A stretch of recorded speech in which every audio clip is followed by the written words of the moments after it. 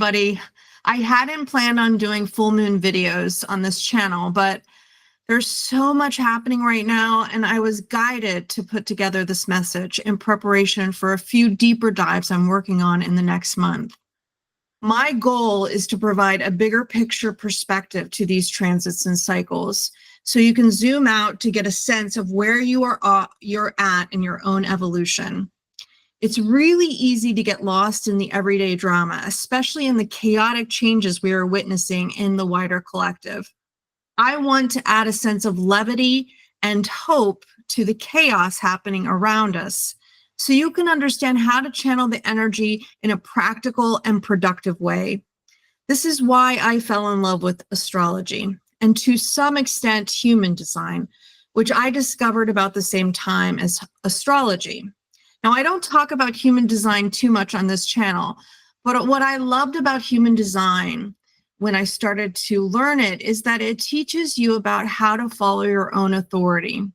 This was such a necessary step in my own evolution, and I'm thankful I discovered it in preparation for this time. So many of us want to hand over our authority to others. I mean, that's how we've been conditioned to a larger extent, to trust our authorities. We like to think our leaders have our best interests at heart, and we also have no choice but to trust those in charge to some extent. But when chaos and change is upon us, you can see that we are very vulnerable to those who don't have our best interests at heart, those who will take advantage of the chaos and implement controls that are not geared toward our best interests. So it's helpful right now to really pay attention to what we have control over in our own lives and what we don't have control over, and how we can start to become leaders over what we can possibly control in our small circles of influence.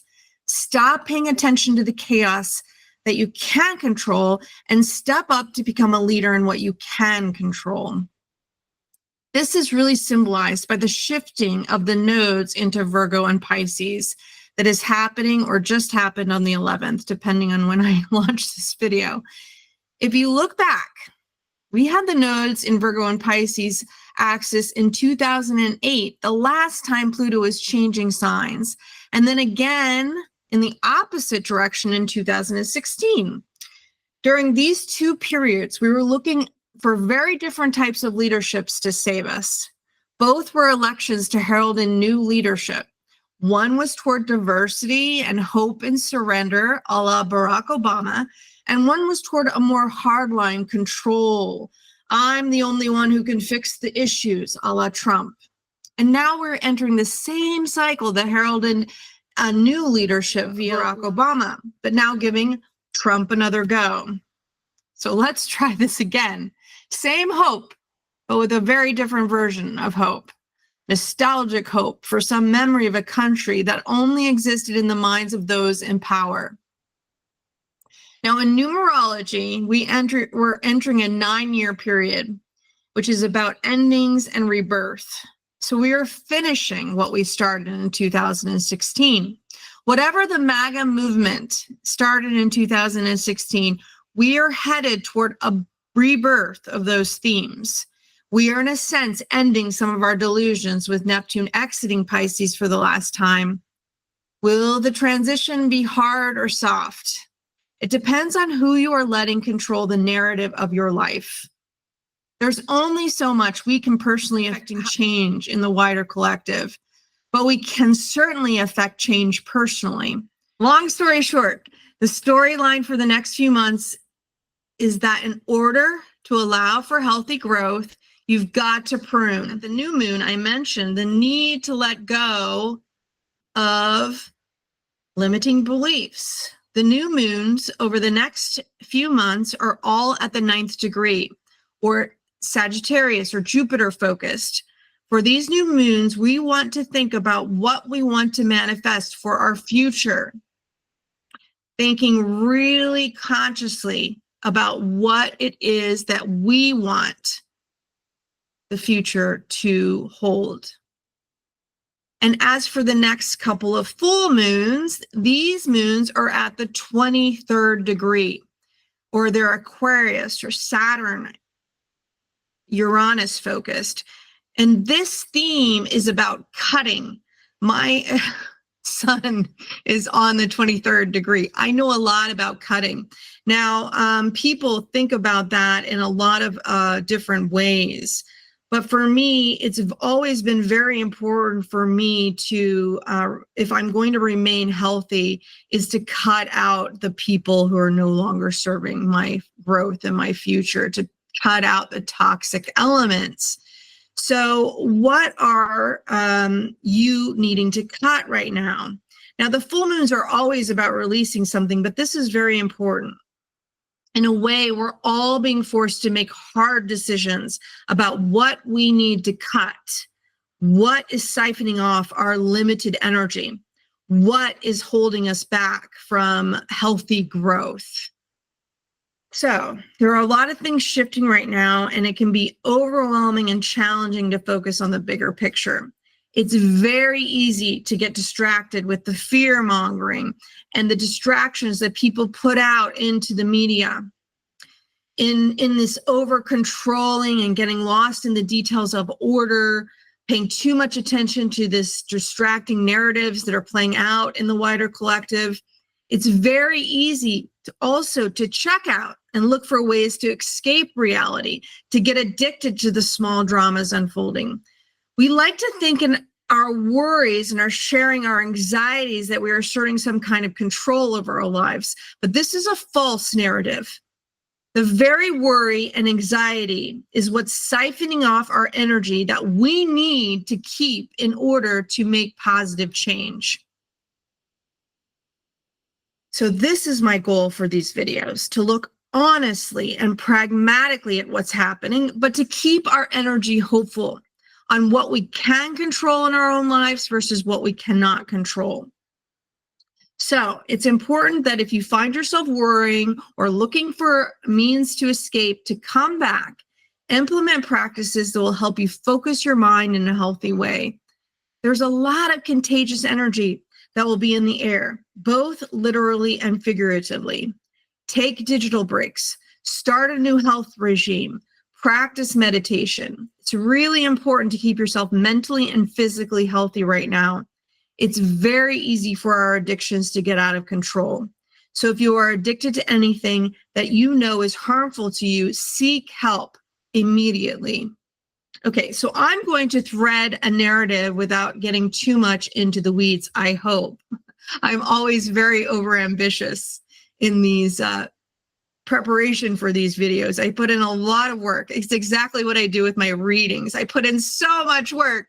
And then through that process, I'm able to zoom out, or I hope I am. And that's what I'm doing with these videos, hoping to kind of zoom out and to take all of the hard work that I put into it, but then come away with some clear, simple messages. But I want also for you to understand what it is that I'm looking at. So in case you're interested in learning with me, you can kind of understand the themes. So what I'm going to be diving deeper into some of these cycles in my new moon newsletters, which I talked about last couple of weeks when I put out that new moon, the first new moon video. You can sign up for that below. In my last newsletter, I shared about how you can track the bigger cycles in your own chart. It's a tutorial that I gave only to my subscribers. I don't honestly have a lot of subscribers right now. That's why I'm messaging this in this video to get you to sign up if you're interested. And I also answered a question from my audience about how they could deal with the material plane. And the material plane is on everyone's minds because that's where we're transitioning out of. How can you answer questions that are built on the old paradigm? You have to understand that the paradigm is shifting. The material focus is what we're letting go of in many senses. We've over prioritized this in so many different ways, and now we're ready for something new.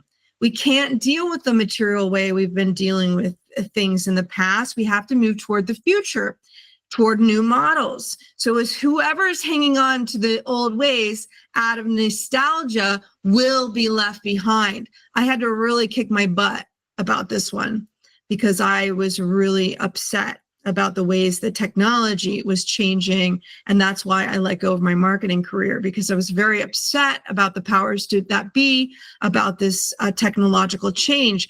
But in all honesty, I do still hold hopes for technology. I'm an Aquarian, so I'm always looking toward the future. But I have the Saturnian part of Aquarius, at the top of my chart. So sometimes I get cynical about it. And I definitely don't want to follow a narrative that's leading us to our own demise. So what I would like to do is follow people that are looking at technology in a way that benefits all and is more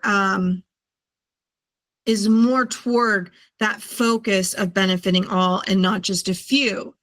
I am hopeful for following leadership that is more about doing something that's right, that's doing something for the common good, Aquarian style, than it is just doing it for money and for power. So I have to shift my own narrative. I have been going through a lot of shifting of my mental blocks, I would say. Just like I talked about in my last new moon videos, these videos are much for myself as they are for you. So these are the things that I'm working on. But the astrology is clear. We are moving toward change. We're moving toward this air age, which includes technology. And so we have to embrace it in some senses, but also there are new leadership opportunities for each and every one of us. So what are you going to do? Are you going to give up and call it a day and not change when you have to change? If you're resisting change, Pluto will decimate you. So, or are you becoming your own authority, your own leader? You're going to be part of the leadership, which is kind of what I'm trying to do here. I'm not here to be anybody else's leader. I'm here to be my own leader. And if it helps you, great. But I'm not asking for followers. I'm asking for a commonality amongst all of us to get on board here. I'm very much concerned about our future and following new leadership, especially as it relates to the minority voices out there. Because we have too many of the same voices and the same power structures that have been failing us. So we need new structures. So anyway, so I've given you this larger overview. Now let's dig into some, more themes more specifically and more in detail. It's been a busy time as we've just come off the second Jupiter-Saturn square and the second Mars-Pluto opposition. I've already talked about the Jupiter-Saturn cycle on the Lawless Astrology channel. I've linked it here in case you want to check that out. And I'll be diving. My next big focus is the Mars-Pluto cycle. I've already started to look at it. It's quite fascinating.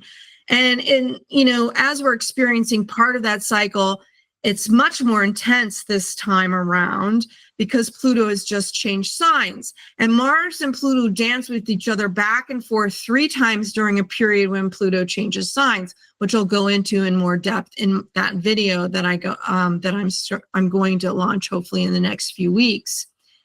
It's the only time we experience, this back and forth because we're being forced to confront what needs to be confronted, to make changes that we need to make in order to evolve. So some people lead the change and some people, are mutable and change with the changes, and other people like fixed signs like me in part. Most of my chart is mutable, but I have a lot of fixedness too. So fixed signs is really hard to get us to change. But once we change, we're solid in that change. So, there's pluses and minuses for everything. But, at this point, the cycle is saying you've got to change. And so we're experiencing cataclysmic events that are forcing us to change. So you've got to get on board and you've got to pay attention to what it is that you want, that you have to change, and can you make it more consciously the changes that you need to make in your own personal lives. So, if we resist those changes, like I said, it can become violent, like as we're seeing in the wider world around us. We've seen a lot of violence that's been happening over the new year. And I'm going to be diving deeper into that cycle. But I just wanted to alert you to this because it's a uniquely intense time right now. And we've just, like I said, we're resetting our karma. The nodes have entered a new sign. And the moon, Mercury, and Mars are all out of bounds with this full moon. And out of bounds planets give an extra quality to the energy of that planet. People who are born during a time when the planet was out of bounds demonstrate a renegade quality that is not concerned with conforming. They don't care about conforming. They're marching to a beat of their own drum. If you want to understand an example, I'll talk about it, a musician, and then I'll talk about some of our figures that are in the world today. Bjork. I don't know if you're too young to know Bjork, but she's one of my favorite singers of all time. And she was born with Mercury, Venus, and Mars all out of bounds. And if you understand her and her music and who she is, you can see this. And she's also talked about this, she's different. And pretty early on, she noticed that she was different. And she was like, what was I going to do? I'm going to make myself miserable. I'm just going to march to the beat of my own drum. And that's what she's done. And she's a fabulous musician and writer and, actress and all sorts of things. Check her out if you haven't checked her out before. But both Trump and Elon Musk were born when Mercury was out of bounds. And both of them are known for their rhetoric, right? People either love or hate that about them. But no matter what you think, they will not conform in how they speak or how they think. They have a natural renegade quality to their thinking and speech. And you see that Trump's already pushing the extreme of his rhetoric right now. He's always done this. But now he's got this narrative of using force to take control of both Greenland and Canada, which seems a little far-fetched if you really think about it. But he's always teased messages like this to the media. And the media's always fallen for it and always made a big deal about these things, the ways that he talks. And he's really, if you look at how he speaks to the media and how the media picks up what he's doing, he's really testing the waters. He's testing the waters of how people are going to respond to these sound bites, how he can negotiate in the media. He's planting seeds and as a way to get attention to what he's trying to speak about. And he's really been fabulous at this. As you can see, he's won 2 presidential elections. And that is not, that's not the, people blame all sorts of things about why he's managed to do this. And people always underestimated him by calling him stupid or senile or blah, blah, blah. But really, this is his own strategy and it's worked. You can't deny that it hasn't worked. Now, his counterpart now is Musk, and he has also played out this strategy quite well in the media. I thought, oh my God, he's, I used to really like Musk when I was in technology. I was in marketing and technology, and he was treated quite well for a long, long time to the media as an innovator, as a person who thought differently, that was leading us toward the future. And it's just recently that that the media turned on him, and it was quite because of, some of the things that he was doing. But he basically followed the strategy of Trump. That's what I thought, really. I thought he's following the strategy of Trump, and everybody's falling for it. Now, whether that's following a strategy of Trump or doing his own thing, now that I know that his Mercury is out of bounds, is another story. But, people get hooked into their messaging and they share it everywhere, even if it's like hatred or love. they're sharing it, and so they're succeeding in their rhetoric, because even if you hate somebody, you're going to share that message with that hate. This still kind of the same thing. So it's very interesting to think about, and how you're playing into what they're trying to feed into the environment. You're paying attention, you're sharing it, they're getting into your mental space with their rhetoric, their out of bounds rhetoric. So what I want to talk about in this full moon, again, I'm locating this in Washington, D.C., because we're about ready to, we're already, Trump is certified as the 47th president, and in this full moon chart, the moon, Mars, and Mercury are out of bounds, like I said. And, so you see some of the rhetoric playing out in the news, and also some of the broader themes that are playing out, which is, we're seeing huge weather events right now. I'm looking specifically, when I'm looking at this chart, I'm looking at the moon, Mars, trine the North Node, and Neptune, which, there's susceptibility to infections right now. We have new viruses coming out. People are getting sick. And so be careful about getting infections during this time, whether it's mental infections or physical infections. There's weather instability that we're seeing. There's moodiness going on. There's the Venus-Saturn is square Jupiter. People are, separating. We're seeing the Prime Minister, Justin Trudeau, and a few other people that are calling it a day. They're resigning. They're basically, we're having kind of a reset of the leadership.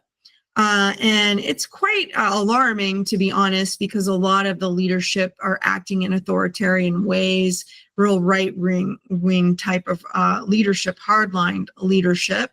That's the kind of in the air, and people are forming tribes. Mars and Cancer is about tribal leadership. So everybody's preparing for these new leaderships. It's contagious. We're going through another cycle, and coming into this new age of different allies and different leadership. So it'll be interesting to see who is going to step up from Canada's leadership. Are they going to have somebody like Trump, hardliner, right-wing person? Maybe they have to stand up to Trump. It's very in a very interesting time. It might not be very healthy for everybody. Hopefully, it's not going to cause a lot of pain for the commoners. I mean, the commoners are definitely going to react to it eventually, but we might have this period of hard times, this transitional period of hard times. But right now, in the wider environment, we need to watch for the aggressive rhetoric in ourselves and acting with impulsivity. We need to be careful, like I said, of our own health, of the environment around us. We need to watch out for the ways that we want to separate, and the ways that we are becoming tribal ourselves, and the moodiness in ourselves. But it's, I think for myself, there's this, the beauty of astrology is not only can I look at my own personal life and be able to ascend my own chart and to look at the themes from my own perspective, but I can also zoom out and look from a wider perspective. It actually helps create more distance and detachment over the personal drama that I can get mired into. And also the wider collective drama. We see the themes, but that doesn't mean that we have to necessarily react to them unconsciously. That's the point of astrology. I think the best point is to not get mired up into these fear-mongering themes, these ways that the themes are playing out in the larger collective. We can definitely be aware of them, be conscious of them, but we don't have to react from them as much as possible, or we can channel them more productively. So what is it that you're pruning? Like I said, what is it that you're pruning at this time? What are you seeing? What do you want to create? What do you want to manifest for the future? You got to get rid of partnerships. I just had to let go of a partnership, my human design partner, because we are going in two different directions. I loved that series a lot. I'm going to miss my partner, but I had to really make very hard decisions about where I'm going to personally focus, because I have my own concerns about my focus and my energy. So I had to let that go. And I'm going to start doing some human design work on another channel, but it won't be within partnership with her. But those are the kinds of decisions. What are you getting rid of? What do you need to prune out? What hard decision? What do you need to cut?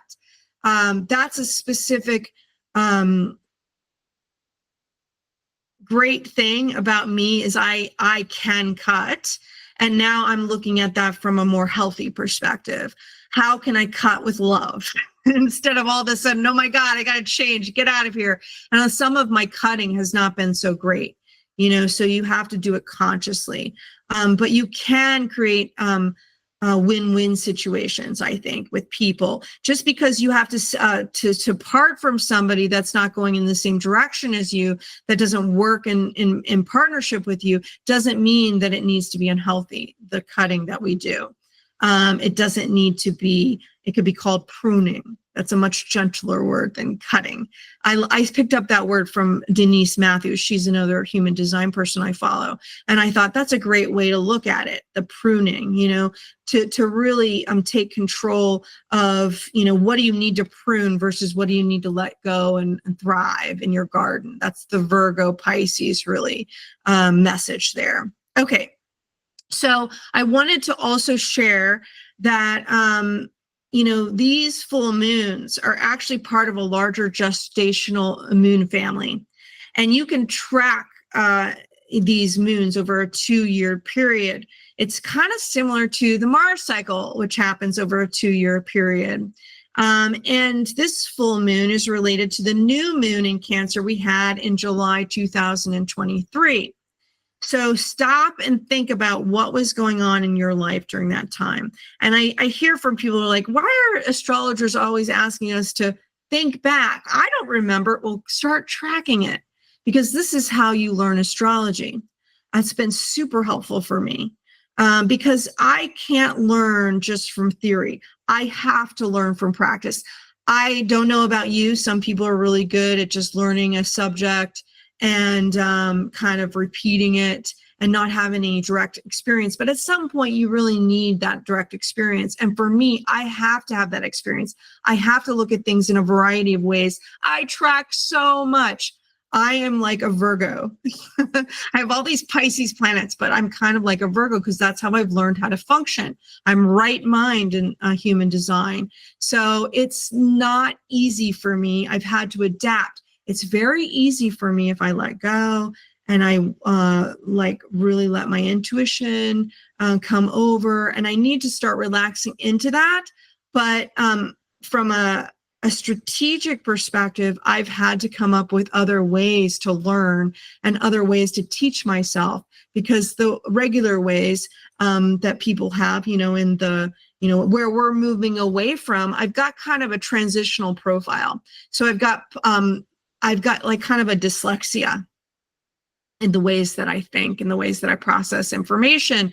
And so I get really scared about not being able to access certain information because of the ways that I have dyslexia in my learning. And so I've adapted, which has become my strength, and I won't let go of it because I think it really is going to make me superb at astrology at some point when I let go of everything. But right now, you can learn astrology for many, many, many, many, many years. And that's why I love it, because I love to learn. And you can never be an expert. Like, I have to let go of my expertise at some point. I've been studying for 5 years, but there are a lot of models they have out there, astrologers who've been studying for many, many years. And so I'm always kind of ambitious in that regard. I want to be that master. And the ways that I do that is by, detail, detail, detail, detail. And then I can let go and zoom out. So anyway, what was happening in July 2023. So I will tell you what happened to me in July 2023. This is the chart from then. And as you can see, we were going through a nodal change during that time. We were about ready to switch into the Libra Aries, but we were still in in this chart. You can see that we're in the Taurus Scorpio. And both of those nodal axes were part of the Venus, were ruled by Venus and Mars, which is interesting if you think about it. And when you look at the Mars-Pluto opposition cycle, you see those themes come up a lot. So there was a lot of, discussion in the zeitgeist about, women's rights and transgender rights and, male versus female and aggression versus cooperation. There's lots of themes that we'll go into a lot more when I talk about that cycle. But during my time when I was in July 2023, I had a series of unfortunate events when I came to, to Eugene, Oregon, when we moved here after having to flee Austin, Texas. And my chart is oriented toward Uranus. There's like change happens, and then I get like kind of traumatized by that change, chaos, in my life, and then I have to find stability. So during that time, after a series of unfortunate events, we were kicked out of our rental. We were only there for a year, and the owners decided they wanted to move back in. So we had to find a new place. And so we found this actually wonderful new place, which I told you, I can't remember if I said this in a video, but I kind of manifested when I really looked and understood this new place and how I was overlooking like this creek and kind of this wider. I have a dog park behind me. I have a big porch. And when I was just starting this journey, I did a series of creative visualizations, and I visualized this place where I was overlooking koi ponds and the ocean, and there was this big dog, golden retriever, that came and licked my face. Well, it was really interesting. We moved into this house. We have this big porch. It's my dream to have a backyard porch because I had never had one. I lived in New York City for a long time. I was in the city, and I love to look. I love nature. I'm very Pisces oriented in that way. I love nature, and I love to just sit on a porch and just look at over an expanse. In human design, I'm also what you call wide valley. So I just like to people watch. And we have this dog park that we overlook, and there's like this creek that runs along it, the koi ponds. And then the ocean is not very far away. And then I adopted this small dog that if you squint, it looks like a golden retriever.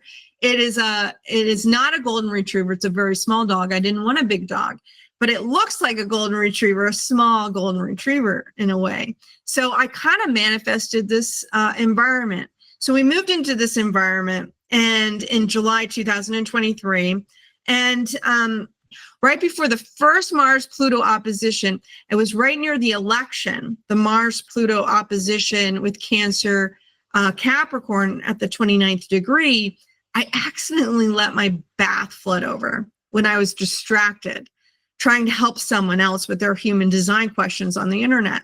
I just got totally zoned into that question, and I just forgot about my bath that I was running. I was not paying attention. And so, the Mars-Pluto cycle in Capricorn Cancer is straddling my 4th and 10th house. So it's very related to home and work. And my mother-in-law was coming to visit the very next day. And she was, she's coming from Connecticut. And then my partner and I were going to go off into this relationship retreat so we could attempt to enter a new phase of our relationship. Talk about symbolic, all of these themes coming to fruition during this time. So it was a bit of a wake-up call for me to pay more attention, to each part of my life.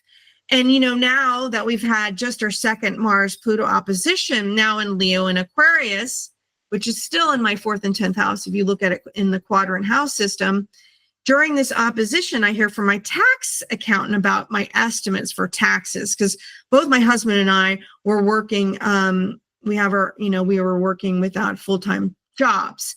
And my husband has been kind of keeping us afloat, and he recently got a full-time job, thankfully, because we really needed it, because we were running out of our savings, and these estimates are killing both of us. We could hardly keep it afloat with our with the amount of health insurance where you have to get health insurance you basically pay into that doesn't give you barely anything unless you have a catastrophic event. It was crazy. So then these estimates were killing us. We didn't have any more savings. So, I haven't been working really. I've been trying to build this business, this astrology business, and I had put out some, feelers to actually discount my astrology services. And through that period, I was like, no, this isn't going to work, because I was attracting some things that I didn't want to attract. And I was putting my services up for a lot less than I should be putting them up for. So I had to really think about that as, what do I want to manifest? Now, the reality is I have to bring in more money and I have to diversify my income. But the tax accountant was putting a lot of pressure on that. And I was like, oh, crap, I really got to start doing this. So I had a lot of anxiety about it. I was like, oh, my God, and so there's all these things out there. Like, what am I going to do? When I have anxiety, do you know what happens to me? I can't think, and I can't be open to possibilities. And so here I am trying to figure out ways to make a living, but in ways that is not really innovative, right? And so the pressure is mounting, and I got lost in that for a minute. I was like, okay, wait a minute. I can't control this part. I can put in things that will help me draw in the things and the people that I need to make a living and to invest in my future. But it's not going to do me any good to panic and to get all anxious about it. So I can create goals and work toward something, but I can't control what's going to happen. So all I can do is control what it is that my mind wants to manifest and figure out, okay, well, maybe what I am actually going to manifest is going to be even crazier, like this house, than I could have ever have imagined. It's different, okay, not crazier. Maybe I'm not on the ocean, maybe I'm not in koi ponds, but it is a beautiful manifestation that I can take. I can go for that. I can live with that. And it's beautiful. I've had all this time to really study and to learn more about astrology and human design. I've created different partnerships. Now I'm going into a new future where I have to really get more serious about what I'm doing. But the point is that I can't do that when I'm in this anxiety. I can't think. So what it is that I'm going to do to pay attention to at any given moment, to pay attention to building something. So there's relief there. I need to really focus right now that if I really put in the effort and the work to create something, the support is going to come. And so that's what I'm doing. I'm not like just focusing on an astrology business. I'm doing other things to figure out, okay, well, maybe astrology is not going to bring in the money that I need, but I can still do it because I love it. I love what I'm doing. And so I'm going to keep investing time and energy into it, even if it doesn't give me the funds that I need. So hopefully it will at some point, but I'm still going to invest in it. So now the workers, so just to come and put a little bit of closure on this, now the workers that were working on the the damage that I did when I put, flooded the bath, they're when I wasn't paying attention, when I was neglecting paying attention to everything that I needed to pay attention to, they're finishing their work right now.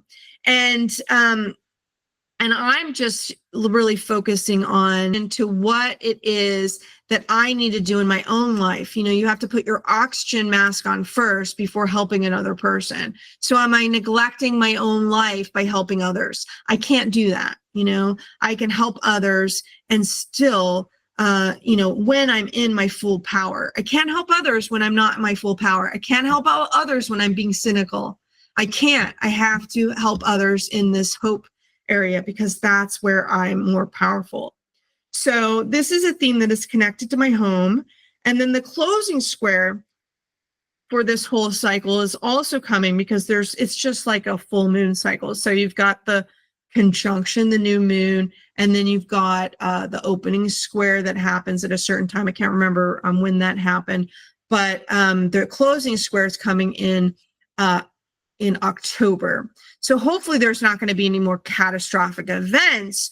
Hopefully I've learned my lesson, and I really need to pay more attention to each and every point in my life to really build something sustainable and healthy for myself, rather getting lost in one extreme or the other. So what about you? I'd love to hear your comments about what you've been working on and what also you've been trying to manifest. And if you can think of any themes that were happening that you see today, I'd love some more examples. So if you remember what was going on in July 2023, if they're related to anything that's happening right now near this full moon, I'd love to hear from you. So put a comment below if you've listened to this. I'd really love to hear from you. And I hope this was helpful. Sign up for my newsletter if you're interested in receiving this extra content that I mentioned above.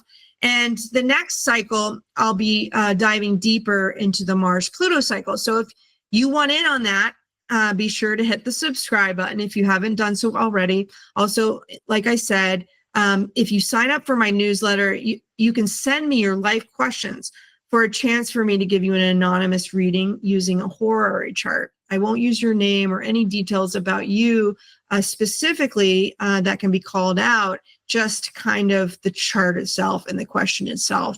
Thank you for listening and supporting this channel with your likes and comments. I really appreciate it.